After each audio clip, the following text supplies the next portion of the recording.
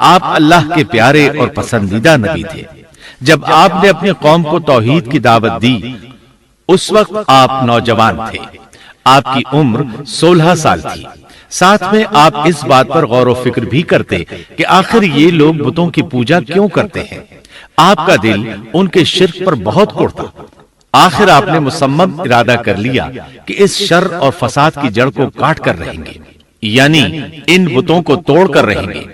آپ اپنی قوم کو بتوں کو توڑ دینے کی دھمکی دیتے رہے۔ اس دھمکی کا ذکر اللہ تعالیٰ نے سورۃ الانبیاء آیت 57 میں کیا ہے۔ وَتَاللَّهِ لَأَكِيدَنَّ أَصْنَامَكُمْ بَعْدَ أَن تُوَلُّوا مُدْبِرِينَ۔ اور اللہ کی قسم میں تمہارے بتوں کا علاج کروں گا جب تم پیٹھ پھیر کر جا چکے ہوگے۔ یہ بات ابراہیم علیہ السلام نے پوشیدہ نہیں اعلانیہ کہی تھی۔ آخر انتظار کا وقت ختم ہوا، عید کا دن آ پہنچا۔ عید کے دن وہ لوگ صبح سویرے گھر سے نکلنے سے پہلے کھانا پکا کر اپنے معبودوں کے سامنے رکھتے تھے، پھر شہر سے باہر ایک میدان میں جمع ہوتے، وہاں کھیلتے کودتے خوشیاں مناتے، ناز سے چلتے پھرتے اور کھانا کھاتے۔ شام کو گھروں کی طرف آتے، صبح بتوں کے پاس جو کھانا رکھ گئے تھے اس کو اٹھاتے اور تبرک سمجھ کر کھا جاتے۔ اپنے معمول کے مطابق انہوں نے عید کی تیاری کر لی، لیکن ابراہیم علیہ السلام تیار نہ ہوئے، اس لیے کہ وہ تو ان کے ساتھ جانے کا ارادہ ہی نہیں رکھتے تھے۔ وہ لوگ جانے سے پہلے ابراہیم علیہ السلام کے پاس آئے اور کہنے لگے، کیا آپ ہمارے ساتھ نہیں جائیں گے؟ سیدنا ابراہیم علیہ السلام نے آسمان کی طرف نگاہ کی اور فرمایا، میں بیمار ہوں۔ یہ تمام واقعہ سورۃ الانبیاء آیات 51 تا 58 میں بیان ہوا ہے۔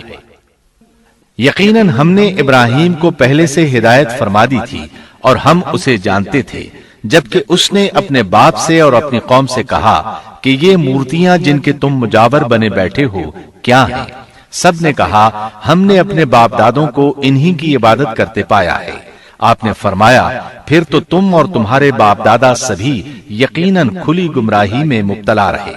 کہنے لگے، کیا آپ سچ مچ ہمارے پاس حق لائے ہیں یا یوں ہی مذاق کر رہے ہیں؟ آپ نے فرمایا، نہیں نہیں، در حقیقت تم سب کا پروردگار تو وہ ہے جو آسمان و زمین کا مالک ہے، جس نے انہیں پیدا کیا ہے۔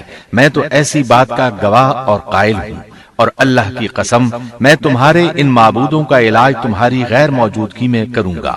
پس اس نے ان سب کے ٹکڑے کر دیے، البتہ صرف بڑے بت کو چھوڑ دیا، یہ اس لیے کیا کہ وہ سب اس کی طرف لوٹے۔ ابراہیم علیہ السلام نے لوگوں کے ساتھ عیدگاہ جانے سے انکار کیا اور عذر پیش کیا کہ وہ بیمار ہیں۔ وہ لوگ آپ کو چھوڑ کر چلے گئے۔ بعد میں ابراہیم علیہ السلام ان بتوں کے پاس گئے، دیکھا کہ ان کے سامنے کھانا پڑا ہے۔ چونکہ سب لوگ کھانا لائے تھے اس لیے یہ کھانا بہت زیادہ تھا، لیکن ان جھوٹے معبودوں نے اسے کھانا تو درکنار اس کو چھوا تک نہ تھا۔ ابراہیم علیہ السلام نے انہیں مخاطب کر کے کہا، یہ اتنا کھانا تمہارے سامنے پڑا ہے، تم اس کو کھاتے کیوں نہیں؟ تمہیں کیا ہو گیا کہ بات تک نہیں کرتے؟ پھر پوری قوت سے دائیں ہاتھ سے کلہاڑا مار کر ان کے ٹکڑے ٹکڑے کر دیے، لیکن بڑے بت کو چھوڑ دیا تاکہ سب اسی کی طرف رجوع کریں۔ تمام چھوٹے بتوں کو توڑ کر کلہاڑا اس بڑے بت کے کندھے پر رکھ دیا۔ مشرکین میلے سے لوٹے تو دیکھا ان کے سارے معبود اوندھے منہ ٹوٹے پھوٹے پڑے ہیں، ان کے تمام معبودوں کو توڑ دیا گیا تھا۔ وہ حیران رہ گئے کہ یہ کیسے ہو گیا، کس نے کیا؟ کہنے لگے، یہ کام کس ظالم کا ہے؟ اس نے ہمارے معبودوں کی توہین کی ہے۔ اس وقت جن لوگوں نے ابراہیم علیہ السلام کا وہ کلام سنا تھا انہیں ان کا خیال آ گیا۔ کہنے لگے، وہ نوجوان جس کا نام ابراہیم ہے اسے ہم نے اپنے بتوں کی مذمت کرتے سنا ہے۔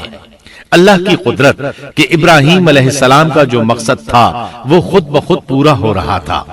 قوم کے لوگ مشورہ کر رہے تھے کہ سب کو جمع کرو اور اسے بلاؤ، پھر اسے سزا دو۔ چنانچہ تمام اہل باطل چھوٹے بڑے جمع ہو گئے، کارروائی شروع ہو گئی۔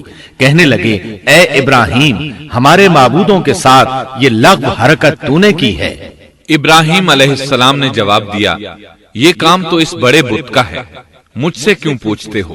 تم اپنے معبودوں سے کیوں نہیں پوچھ لیتے کہ ان کے ٹکڑے کس نے اڑائے ہیں؟ ابراہیم علیہ السلام کا جواب سن کر وہ سب سوچ میں پڑ گئے، پھر کہنے لگے، ہم نے بڑی غلطی کی، اپنے معبودوں کے پاس کسی کو حفاظت کے لیے نہیں چھوڑا۔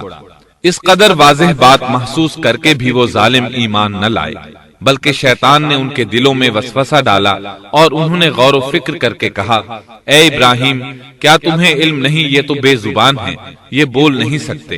اب ابراہیم علیہ السلام نے فرمایا، تب پھر تم اللہ کے سوا اس چیز کی عبادت کرتے ہو جو تمہیں کچھ بھی نفع نہ دے سکے اور نہ نقصان پہنچا سکے۔ تعجب ہے تم پر اور ان پر بھی جنہیں تم اللہ کے سوا پکارتے ہو، کیا تم میں بالکل عقل نہیں؟ اس طرح ابراہیم علیہ السلام نے ان پر حقیقت خوب اچھی طرح واضح کر دی۔ ان سے فرمایا، تم ان کی پوجا کرتے ہو جن کو تم خود تراشتے ہو، یعنی ان کا حال تو یہ ہے کہ تم نے ان کو خود اپنے ہاتھوں سے تراشا اور ان کی عبادت کرنے لگے، جبکہ تمہیں اور تمہاری بنائی ہوئی چیزوں کو اللہ ہی نے پیدا کیا ہے۔ ابراہیم علیہ السلام نے ایک کلہاڑے کی مدد سے ان سب بتوں کو تہس نہس کر دیا تھا۔ یہ اس بات کی واضح ترین نشانی تھی کہ یہ بالکل بے بس ہیں، لیکن اس واضح نشانی کے باوجود وہ اپنے کفر ہی پر ڈٹے رہے اور لگے ابراہیم علیہ السلام کو دھمکیاں دینے۔ قالوا ابنوا له بنيانا فألقوه في الجحيم، کہنے لگے، اس کے لیے ایک آتش کدہ بناؤ اور اسے اس دہکتی آگ میں ڈال دو۔ پھر ان لوگوں نے ایک چٹیل میدان کا انتخاب کیا جہاں مٹی نام کی کوئی چیز نہیں تھی۔ اس میدان کو پتھروں کی باڑ کے ساتھ گھیر دیا گیا۔ پھر سب لوگوں کو حکم دیا گیا کہ وہ لکڑیاں جمع کر کے اس گھیری ہوئی جگہ میں رکھیں۔ چنانچہ سب لوگ لکڑیاں جمع کر کے وہاں لانے لگے، یہاں تک کہ عورتوں اور بچوں نے بھی اس کام میں بڑھ چڑھ کر حصہ لیا۔ میدان میں اتنی لکڑیاں جمع ہو گئیں کہ زمین نظر نہیں آتی تھی۔ یہ لکڑیاں زمین پر ایک اونچی دیوار محسوس ہوتی تھیں۔ پھر ان لکڑیوں کو آگ لگائی گئی۔ جب آگ کے شعلے آسمان سے باتیں کرنے لگے تو انہوں نے ابراہیم علیہ السلام کو آگ میں ڈالنے کے لیے ایک جھولا تیار کیا۔ اس میں سیدنا ابراہیم علیہ السلام کو رکھا گیا۔ اس وقت آپ نے یہ دعا پڑھی، حسبنا اللہ ونعم الوکیل، ہمیں اللہ کافی ہے اور وہی بہترین کارساز ہے۔ یہ کلمہ ہر محتاج اور مصیبت زدہ کو پڑھنا چاہیے۔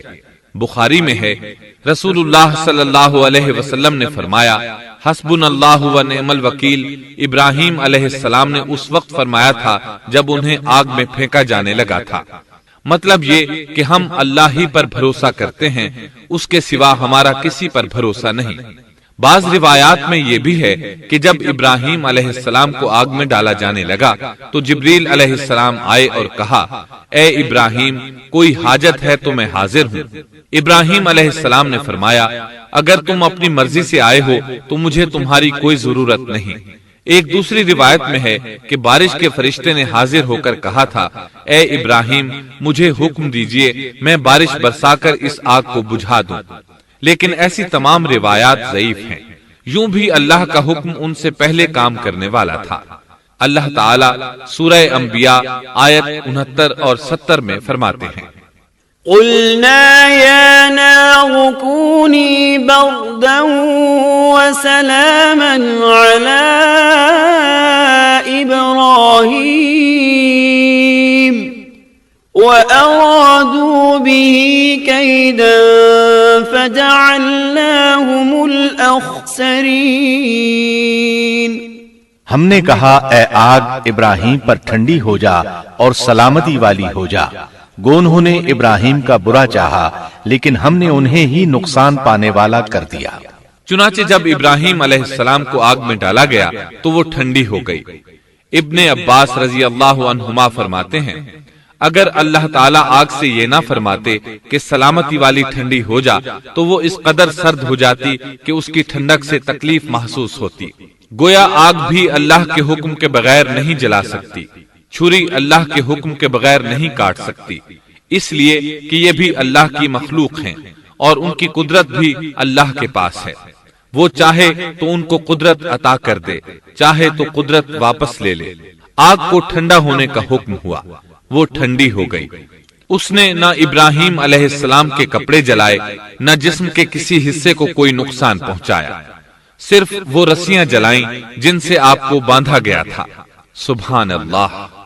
لوگ آگ کے گرد اس انتظار میں کھڑے تھے کہ جو ہی انہیں آگ میں پھینکا جائے گا وہ جل کر راکھ ہو جائیں گے، لیکن وہ یہ دیکھ کر حیران رہ گئے کہ ابراہیم علیہ السلام بڑے ناز سے آگ کے درمیان بیٹھے ہیں۔ بعض روایات میں ہے کہ ابراہیم علیہ السلام فرمایا کرتے تھے، مجھے ان دنوں جو راحت اور سکون حاصل تھا ویسا آگ سے نکلنے کے بعد نہیں ہوا۔ لوگ اس معجزے کو دیکھ کر حیرت زدہ تھے۔ پھر ابراہیم علیہ السلام آگ سے نکلے۔ اتنا بڑا معجزہ دیکھنے کے باوجود لوط علیہ السلام کے سوا کوئی شخص پورے بابل شہر سے ان پر ایمان نہ لایا۔ اللہ تعالیٰ فرماتے ہیں، فآمن له لوط، پس ابراہیم پر لوط ایمان لائے۔ مطلب یہ کہ پوری بستی سے لوط علیہ السلام تھے جو آپ پر ایمان لائے تھے، باقی تمام لوگ کفر ہی پر ڈٹے رہے۔ ابراہیم علیہ السلام ان کا رویہ دیکھ کر نا امید ہو گئے کہ اس سے بڑھ کر یہ کون سا معجزہ دیکھنا چاہتے ہیں۔